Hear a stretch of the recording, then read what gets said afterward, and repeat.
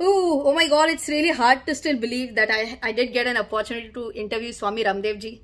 The whole purpose of this interview was to understand the business from his perspective. You know, we as analysts get this opportunity to read the financial statements, to read the RHP, DRHP, but I feel understanding the business can go much beyond that. If we get an opportunity to interact with those who know the company in and out, we surely get a better understanding of the business, right? So in this video, the focus is mainly on what does the company do and understanding the products. It's not about understanding the valuations or financials.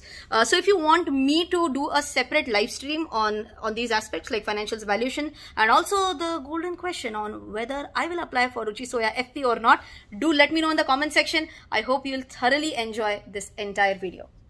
जैसे हमने घर घर health पहुंचाया, आपने घर घर wealth पहुंचाया। Exactly, Swami ji is reading my mind. कोई भी इन्फ्लुएंसर्स की बात करता है इस कैपिटल मार्केट में, तो उसमें सबसे ऊपर नाम आपका है। तो चीयर लीडर्स डर गई थी, वो बोल रही थी अभी शायद डांस के बजाय योगा करना पड़ेगा।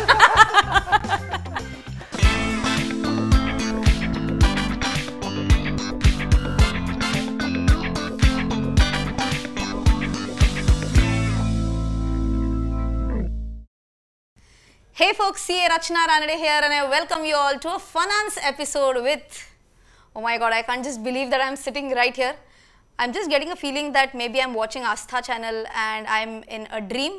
Swamiji, are you really here? Yes.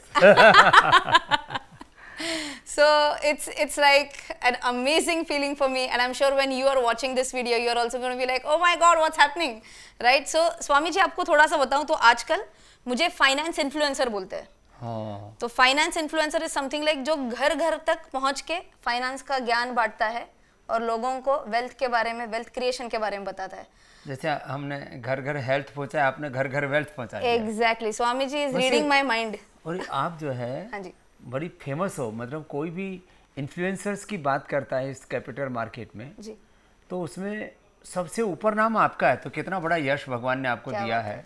और ये जो अचीवमेंट है, इसमें आपने बहुत हार्ड वर्क किया है, ऑनेस्टी के साथ लोगों के दिल दिमाग में, उनके माइंड्स में, थॉट्स में, इमोशंस में, हार्ट्स में आप भीतर घुस गए।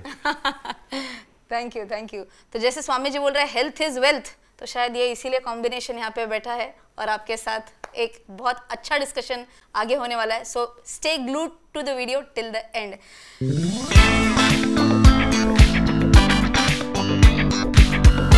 तो स्वामी जी, वैसे मैंने आपको जैसे पहले ही बताया एक्शन बोलने से पहले कि मैं तो थोड़ा सा नर्वस हूँ अभी भी, तो ये नर्वसनेस थोड़ा दूर करने के लिए थोड़ी हंसी मजाक की बात है, आपकी आज्ञा हो तो। अरे जरूर जरूर जरूर।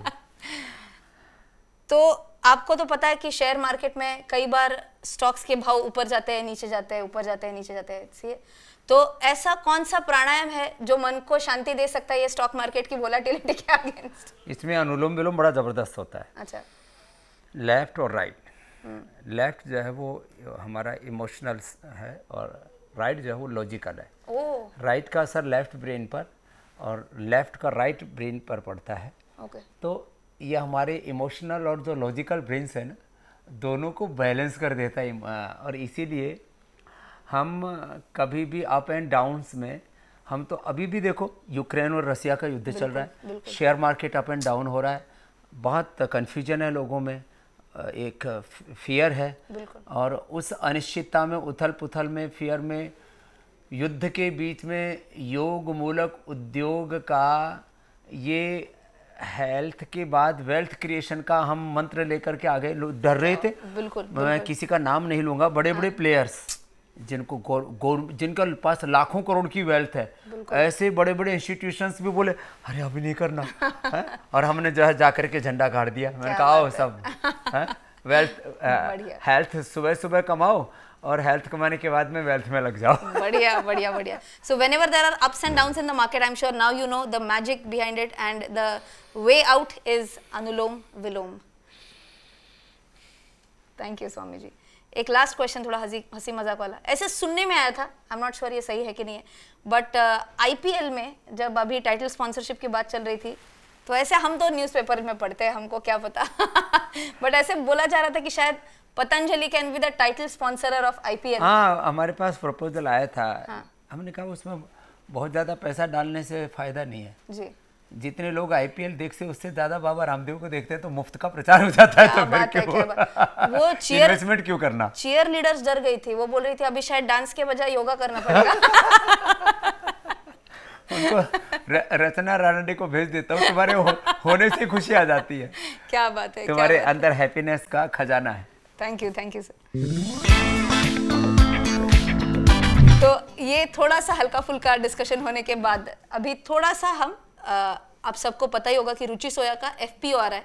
तो when I read about Ruchi Soya for the very first time as an investor, मुझे याद है जब वो बैंक्रप्सी में था ऑलमोस्ट 3 साल पहले, if I am not mistaken, it was with NCLT, it was under bankruptcy, and वहां से जो पतंजलि ने उसको एक टेक ओवर किया बोल सकते हैं, सिंपल लेमैन के लिए मैं बोल रही हूँ, एग्जैक्ट टर्मिनोलॉजी यूज नहीं करूंगी, सबको थोड़ा सा कंफ्यूजन हो सकता है। तो जैसे आपने इसको एक बैंक्रप्सी से बाहर निकाला, तो उसके बाद आई रिमेंबर ऑलमोस्ट 6 महीने ये स्टॉक बस अपर सर्किट 6 महीने लगातार ऊपर जा रहा था। मैं आपको बताता हूँ इसके रेट जब 1700 पहुंच गए, मैं आपको एकदम मैंने भगवान को साक्षी मान के इस बात को बता रहा हूँ, जब 1700 रेट पहुंच गए तो मैंने एक दिन पूछा रुचि साहब का शेयर मार्केट में था उसका क्या रेट चल रहा है, बोले 1700 जी, 1600 या 1700 पहुंच चुका था। और जब हमने कंपनी टेक ओवर किया उस समय 7 रुपए था। हाँ बिल्कुल, 7 रुपए से 1700 कितना गुना होता है पता नहीं कितना मल्टीपल होता है। बिल्कुल। तो फिर मैंने पूछा ये खेल क्या कर रहे हैं। हाँ? तो बोले ये कह रहे हैं कि अब इसमें पतंजलि मर्ज होगा। तो लोगों ने चढ़ा दिया। जी। तो खैर ये जो परसेप्शन की दुनिया और जो खास करके जो रिटेलर्स होते हैं जी, वो बहुत गहराई में नहीं जाते हैं, सुनी सुनाई बातों से चढ़ा देते हैं, किसी को उतार भी देते हैं। बिल्कुल। लेकिन अब लोगों को के कन्फ्यूजन्स काफ़ी क्लियर हो गए हैं कि एक तरफ पतंजलि है, दूसरी तरफ रुचि सोया है। और हमने ऐसे भी मन का, क्योंकि 2 ब्रांड हैं बहुत बड़े बड़े, बिल्कुल, तो इसमें पतंजलि में और रुचि सोया में कोई किसी भी तरह का कन्फ्यूजन ना रहे, इसलिए हमने रुचि सोया के हिस्से में, जैसे कहते हैं ना 2 भाइयों के बीच में जैसे बंटवारा कर देते हैं तो ये हमने रुचि सोया में कर दिया पूरा ऑयल बिजनेस। ठीक है। दूसरा इसमें न्यूट्रिला सोया चंक्स और न्यूट्रास्यूटिकल्स। ओके। तीसरा कर दिया फूड एंड बिस्किट। ठीक है।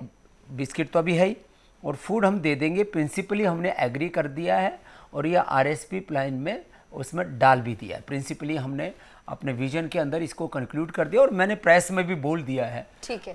मोरली ऑफिशियली दोनों तरह से। बिल्कुल। और चौथा जो है पाम प्लांटेशन, बिल्कुल, वो 1.5 लाख एकड़ था और अब इसको मल्टीपल करके कई गुना करने का, लाखों एकड़ ज़मीन पर करने का है। लाखों किसानों को और जो एग्रीकल्चर में जो काम करते हैं ऐसे वर्कर्स को, मजदूरों को उसके साथ जोड़ना है। तो अभी 4 वर्टिकल हो गए बड़े। तो जो है मुझे एक बात बहुत अच्छी लगी कि ये जो शेयर मार्केट है जी, ये चीज़ों को जो है, जो आपको 40-50 साल में जो वैल्यू मिलनी होती है वो पहले दिन दे देता है। किसी चीज़ की 20 गुना, किसी की 30 गुना, किसी की 40 गुना, किसी की 50 गुना। तो ये जितना प्रगतिशील, मल्टीपल बोलते हैं आपके लैंग्वेज में, मल्टीबैगर बोलते हैं। हाँ। तो ये कितना इसका P होगा और कितना इसका मल्टीपल होगा मैं कुछ नहीं बोल रहा हूँ, लेकिन इतना जरूर बोल रहा हूँ ये बहुत प्रगतिशील, बहुत प्रोग्रेसिव, बहुत एग्रेसिव, बिल्कुल, बहुत प्रोग्रेसिव, बहुत एग्रेसिव, और एक जिसको कहते हैं ना आजकल लोगों को कंफर्ट और जो है बहुत फास्ट स्पीड चाहिए, बिल्कुल, कन्वीनियंस चाहिए। तो इससे ज़्यादा कन्वीनियंस घर में बैठ के आप जो शेयर मार्केट का काम करते हैं, कन्वीनियंस, कंफर्ट, स्पीड, सब कुछ मिलता है इसके अंदर। बस थोड़ा सा धीरज रखना पड़ता है। आई थिंक ये जो लास्ट की लाइन जो थी, थोड़ा सा धीरज रखना पड़ता है, ये स्टॉक मार्केट में बहुत इंपॉर्टेंट है। क्योंकि लोगों को ऐसा लगता है कि आज इन्वेस्ट किया तो कल मैं एकदम करोड़पति अरबपति बन जाऊंगा। तो ये धीरे धीरे वाली प्रोसेस होती है। क्योंकि क्या होता है, अगर हम हमारी एक्सपेक्टेशंस बहुत हाई रखते हैं तो कई लोग इसमें फंस जाते हैं और फिर स्टॉक मार्केट को बोलते हैं ये तो सट्टा है, ये है, वो है। अब बहुत गलत फहमी मेरी भी थी। हाँ। 2 साल पहले जब हमने तो लिस्टेड कंपनी ली रुचि सोया, 2 साल पहले मेरी भी गलत फहमियाँ थी कि ये सच में गाँव में हम पैदा हुए वहाँ तो सब सट्टा ही बोलते हैं सब बाजार। लेकिन ये पूरे वर्ल्ड की मुझे लगता है करीब 60-70% इकोनॉमी इसी पर चलती होगी पूरे वर्ल्ड की, काफी हद तक। हाँ, क्योंकि जो बड़ी कंपनियां वर्ल्ड की तो लिस्टेड ही है, सही है। प्राइवेट कंपनियां तो बहुत थोड़ी रह जाती है, क्योंकि उसमें फिर वो ग्रोथ और वो वेल्थ और वो जुनून भी नहीं आ पाता है जब आपके पास में जो है ओपन हैंड्स नहीं होते हैं आपके काम करने के लिए। तो ये आपको बहुत ताकत देता है, लेकिन वो ताकत जो है ना वो मतलब कहते हैं लक्ष्मी जो है ना वो उल्लू वाली सवारी पर नहीं आनी चाहिए। सही है। I think one important point which Swami ji said is हमारा इम्पोर्ट्स के ऊपर बहुत बड़ा खर्चा होता है। इनफैक्ट जितना मैंने पढ़ा था कि 5% जितनी अपनी टोटल 100 अगर अपनी रिक्वायरमेंट है तो 5% सिर्फ एग्जिस्टिंग प्लांटेशन से होती है और 95% अपनी को इंपोर्ट करना पड़ता है। कुछ में अलग अलग है, जैसे पाम में तो करीब पाम में मैक्सिमम इंपोर्ट करना बाकी होता है। तो इन टोटलिटी 65% हम बाहर से इंपोर्ट करते हैं। correct. और 35% हमारा, जैसे हम सरसों ज़्यादातर इधर बोल लेते हैं, सरसों है, तिल है, फिर नारियल है, मूंगफली है, फिर कॉटन सीड है, राइस ब्रान है, वो हम इधर कर लेते हैं, फिर सोया भी काफ़ी कर लेते हैं। तो इसलिए 35 और 65 का रेशो है। मैं आगे चाहता हूँ कि आने वाले करीब 8-10 सालों में हमें एक बूंद भी बाहर से तेल ना मंगाना पड़े और लाखों करोड़ रुपए देश का बच जाए, तो इस बारे में हम बड़ा काम करें। बिल्कुल बिल्कुल। Again for you know just the benefit of the viewers, हमारे यहाँ पे ऐसे होता है कि ये जो स्पेशली हम पाम ऑयल के बारे में बात कर रहे हैं, तो मैंने इसके बारे में थोड़ा सा पढ़ा, थोड़ा समझने की कोशिश की कि जब कोई भी फार्मर उसके जो सीड्स होते हैं वो सो करता है तो पहले 3 साल में उसको कुछ नहीं होता है, सिर्फ उसको पानी डालना है, फर्टिलाइजर डालना है, उसमें से एक फल भी नहीं आएगा।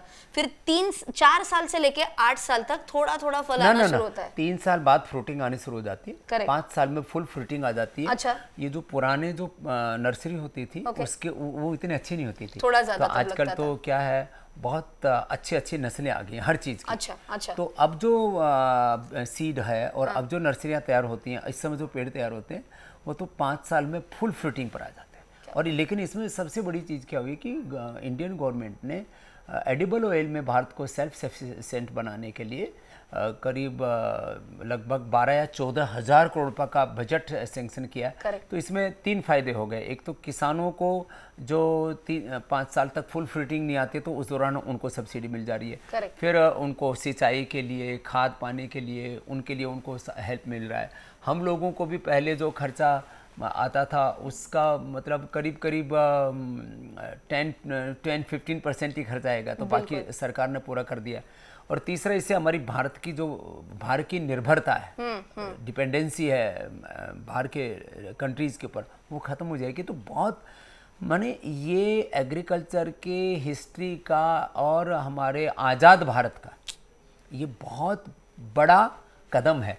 तो थोड़ा सा अगर प्रोडक्ट लाइन पे आपने बहुत अच्छे से बताया कि 4 वर्टिकल्स है रुचि सोया के, बीट, पाम प्लांटेशन है, एडिबल ऑयल है, एफएमसीजी है, तो इसमें से अभी फिलहाल के लिए तो एडिबल ऑयल से सबसे ज़्यादा कंट्रीब्यूशन आता है। इस समय सबसे ज़्यादा एडिबल ऑयल में, फिर अभी न्यूट्रास्यूटिकल हमने बहुत अच्छा, उसमें ब्रांड पुल है, रिपीट डिमांड है, जो उसका लोगों को बेनिफिट है वो इतना ज़्यादा हो गया है कि बड़ी बड़ी कंपनियां, मैं नाम नहीं लूँगा, जो 5-5, 10-10 साल में नहीं कर पाई वो हमने मात्र पिछले 9 महीने में कर दिया। और इस जो एग्रेसिव प्लान है हमारा, जो अभी न्यू फाइनेंशियल ईयर आएगा तो उसमें भी बहुत बड़ा करने का हमारा है। और उसके लिए पूरा इंफ्रास्ट्रक्चर, पूरा डिस्ट्रीब्यूशन, पूरे सेल्स एंड मार्केटिंग, सब चीज़ें एकदम परफेक्ट हमने तैयार कर दिया। तो दूसरा हमारा बड़ा यूनिवर्सिटिकल होगा। अभी क्योंकि बिस्किट ही हमने ट्रांसफ़र किया था तो वो भी 1000 करोड़ रुपये से ऊपर करेगा, लेकिन जब पूरा फूड पोर्टफोलियो आ जाएगा तब ये बहुत बड़ा हो जाएगा। आप जैसे हेल्थ के बारे में भी बोल रहे हो, न्यूट्रास्यूटिकल है, हेल्थ है, तो बिस्किट जो आपका दूध बिस्किट मुझे बहुत अच्छा लगता है वो तो उसमें मैदा नहीं है, राइट? विदाउट मैदा, विदाउट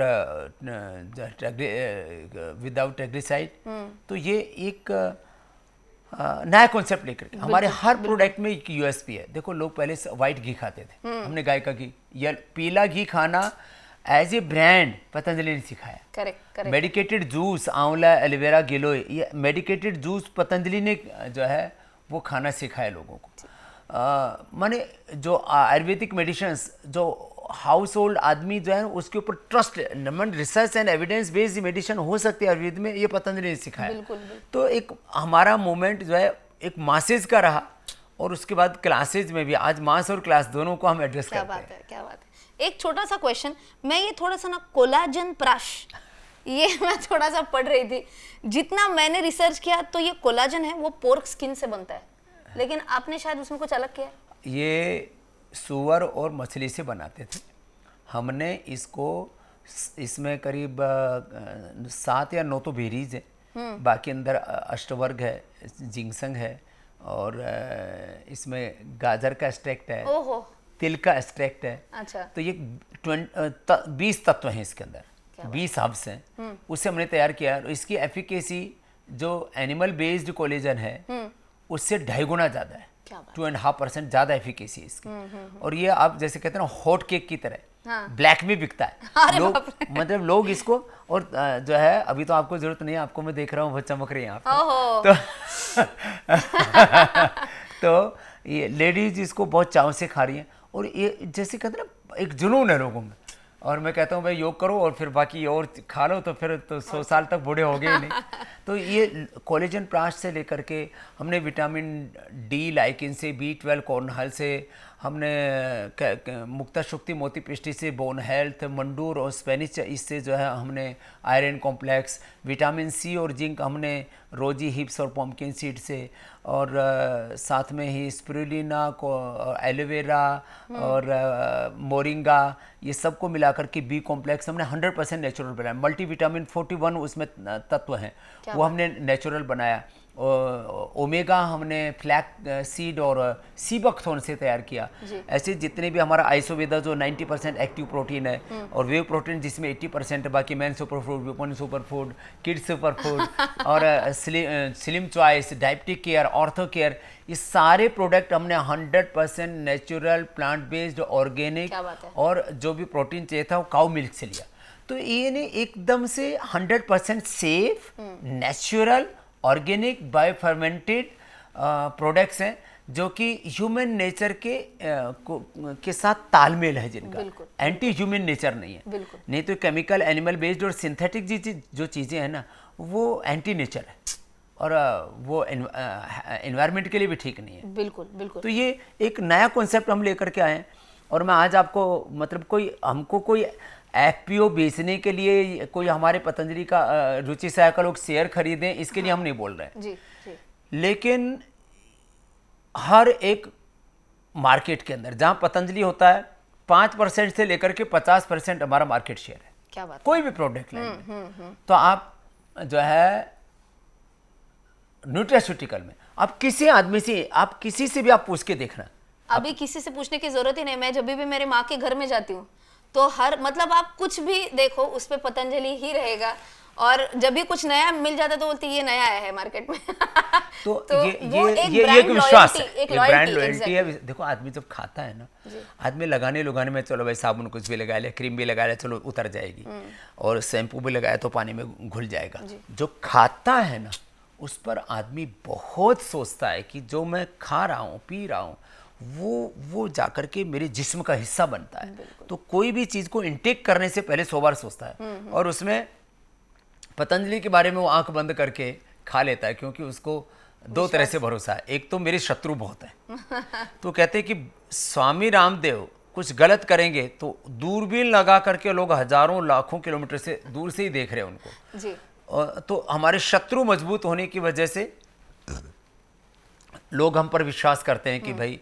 दूसरा, हम देश को बाजार नहीं मानते, हम उसको अपना परिवार मानते हैं, और हम वही चीज़ देते हैं। सबसे पहले उन चीज़ों का इस्तेमाल मैं खुद करता हूँ, 99% चीज़ों का। कुछ मेडिसिन्स को छोड़ दीजिए। कोलेजन प्लस मैंने खुद इसको करीब 1 साल लगा इसका स्ट्रक्चर, फ्लेवर डेवलप करने में, फार्मूलेशन, और मैं खुद खाता हूँ पहले चीज़ों को। तो मैं वही चीज़ें लोगों को देता हूँ जिसको मैं खुद खा सकता हूँ, जिसको मैं अपने माता पिता को दे सकता हूँ, या मैं जिनसे अत्यंत प्रीति करता हूँ। ऐसे तो मैं सभी से प्रेम करता हूँ, सन्यासी तो सबसे प्रेम करने के लिए है। तो हम कोई भी चीज़ के ऊपर क्वालिटी में कोई कॉम्प्रोमाइज़ नहीं करते। एक एक और छोटा क्वेश्चन कि जैसे अगेन एक आम इंसान कंफ्यूज कैसे हो सकता है, उसको लगता है ये रुचि सोया और पतंजलि में क्या कनेक्शन है, क्योंकि जब वो दूध बिस्किट लेके आते हैं तो उसमें रुचि सोया का भी नाम लिखा है, उधर मार्केटेड बाय रुचि सोया आता है और ऊपर पतंजलि का ब्रांड है। तो आगे जाके लोगों को लगता है कि ये रुचि सोया बना रहा है या पतंजलि बना रहा है, या कैसे कैसे समझाएंगे आप हमारे? सारी प्रोडक्शन कैपेसिटी, सारा जो है डिस्ट्रीब्यूशन, सब कुछ हमने उसको हैंडओवर कर दिया रुचि सोया को। ठीक है। तो आप यही समझो ना कि हमने 4 काम पतंजलि में रख लिए, मेडिसिन एंड हर्बल कॉस्मेटिक, ठीक है, फिर वेलनेस का काम, ओके, जो इसमें हम योगा, आयुर्वेद, नेचुरोपैथी ये सब कुछ करते हैं, बिल्कुल, रिसर्च एंड चैरिटी, हाँ, research and development and charity, हाँ, ये 4 काम तो हमारे पतंजलि में होते हैं। ठीक है। बाकी सारे फूड, बिस्किट, पूरा न्यूट्रास्यूटिकल, पूरा palm plantation and whole type of oils, ghee and सारे पूरा घर खानदान उधर ही दे दिया। एक इसके ऊपर लेकिन एक क्वेश्चन आता है कि आपने दे तो दिया है उनको, ठीक है, लेकिन ऐसे ही जनरल क्वेश्चन करके पूछ रही हूँ आपको कि कल जाके अगर पतंजलि के कोई और की मैनेजरियल पर्सनल बोलते हैं, कोई अलग डायरेक्टर है, कोई और है, अगर उन्होंने सिमिलर प्रोडक्ट बनाया तो उसमें कुछ नॉन कॉम्पीट क्लॉज जैसा कुछ डाला है? नॉन कॉम्पीट एग्रीमेंट किया हुआ विधिवत। अच्छा। कोई काम, हम हर काम इमोशन से करते हैं, लेकिन 100% प्रोफेशनली करते हैं, लीगली करते हैं, लीगली, मोरली, सब तरह से एक अकाउंटेबिलिटी है हमारी। सही है। तो नॉन कम्पीट एग्रीमेंट पहले हुआ है। अब जब ये जैसे हमने टोटल फूड पोर्टफोलियो देने की बात की तो उसमें भी नॉन कम्पीट एग्रीमेंट होगा कि फिर पतंजलि या पतंजलि से जुड़ा हुआ कोई व्यक्ति, डायरेक्टर, कोई भी फूड प्रोडक्ट आगे मार्केट में नहीं बेचेगा। तो ये कोई कंफ्यूजन नहीं। बिल्कुल बिल्कुल। और मैंने इनफैक्ट प्रोस्पेक्टस में ये भी पढ़ा कि आगे जाके और रुचि सोया को रादर देन सिर्फ एडिबल ऑयल, एफएमसीजी को भी उतना ही आगे जाके प्रमोट करने का। अभी इतना बड़ा हो जाएगा ना, आप सोचो ना, मतलब एफएमसीजी में भी अलग अलग कैटेगरीज हैं, अलग अलग प्रोडक्ट लाइन है। तो प्रोडक्ट लाइन जो रुचि सोया की है उसमें करने के लिए इतना, मैंने कहा इतना बड़ा मार्केट साइज है, उसमें यदि 5%, 10%, 25-50% भी, बाकी तो कुछ प्रोडक्ट्स में हमने 70-80% भी मार्केट शेयर हमारे पास में है। जैसे गाय का घी है, आंवला है, एलोवेरा है, वो तो हमारे नाम से लोग जानते हैं। इस देश को खाना पीना हमने सिखाया। तो 5% से लेकर के 50% तक एक एक प्रोडक्ट कैटेगरी के अंदर हमको मार्केट शेयर लेना है, कितना बड़ा कुछ करने के लिए। तो आगे मुझे लगता है 5 साल तक तो सोचने की जरूरत नहीं, 5 साल बाद दोबारा आपके साथ इंटरव्यू। अरे क्या बात है, बढ़िया बढ़िया। एक और क्वेश्चन था कि जैसे मैंने शुरुआत इससे की थी कि ये पूरा टर्न अराउंड स्टोरी बोलेंगे हम इसको, कि जो एक बैंकरप्ट होने को आई थी कंपनी, आज उसके फाइनेंशियल्स इतने अच्छे हैं। तो ऐसी क्या 2-3 खास बातें कि जिसकी वजह से टर्न अराउंड हो भी गया और आगे जाके ये सस्टेन भी हो सकता है? सस्टेनेबिलिटी के साथ ही आगे चल रहे हैं हम। आप 2 साल कोरोना का, और अब फिर उसके बाद कोरोना के बाद कितनी इकोनॉमिक क्राइसिस रहे, फिर अब वर्ल्ड क्राइसिस से दुनिया गुजर रही है, और ऐसे में जरा सा भी हिलने नहीं दिया ना हमने। बिल्कुल बिल्कुल। तो ये दर्शाता है। पहले लोग बोलते थे अरे एक फकीर 400-300 करोड़ रुपए की कंपनी कैसे टेक ओवर करेगा, फिर बोले टेक ओवर तो कर ली, चलाएगा कैसे? अब चला दी तो बोले रही है तो चल नहीं रही है, तो रॉकेट की स्पीड से दौड़ रही है, अब रुकेगी कहाँ?